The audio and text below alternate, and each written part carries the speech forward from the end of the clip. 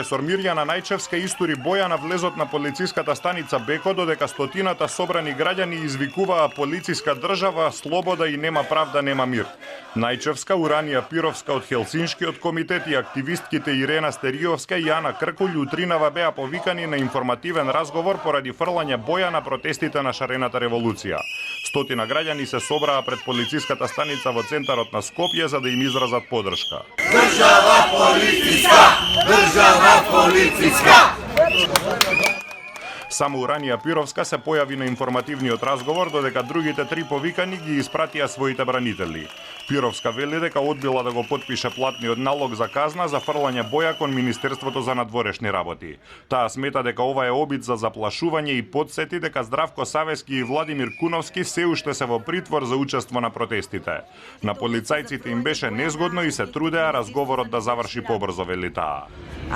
Признав дека сум фрлала боја и при тоа изјавив дека не се чувствувам виновна за тоа што сум го сторила и дека сметам дека е тоа мое легитимно право како граѓанин на оваа држава да го изразам револтот за она што ни се случува во државата и за политиките на оваа криминална власт. Најчевска вели дека криминалците од власта се фатени на дело како краделе, лажеле и убивале и затоа сакаат да ги корумпираат сите правосудни институции и да ги заплашат граѓаните што бараат одговорност. Немам намера ниту да платам, ниту да служам општо корисна работа. Можеби председателот ќе ме аболира и мене, иронично забележа Најчевска. А во однос на боењето, јас ќе испратам писмо до Министерството за култура со кое што ќе барам да ми се признае авторство на сето боење на Скопје 2014. Заради тоа што не ме прашаа кога го правеа и ова е мој акт на разубавување на просторот во кој што живеам. Адвокатот на Стериовска и Кркулј Звонко Давидовиќ вели дека на неговите клиентки им се закануваат прекршочни пријави, но за боењето на Триумфалната порта, која е прогласена за културно наследство, може да добијат и кривични пријави.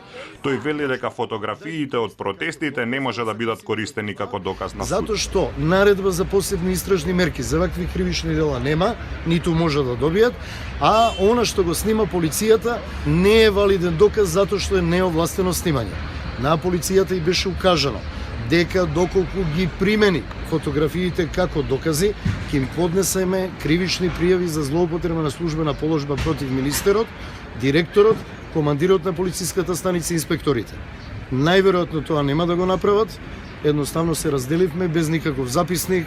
Не се крите, бе!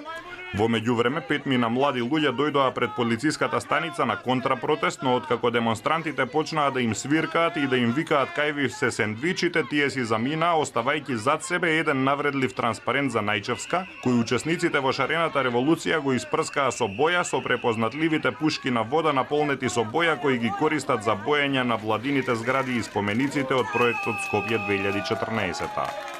Daj mi se sandvičite! Daj mi se sandvičite! Daj mi se sandvičite!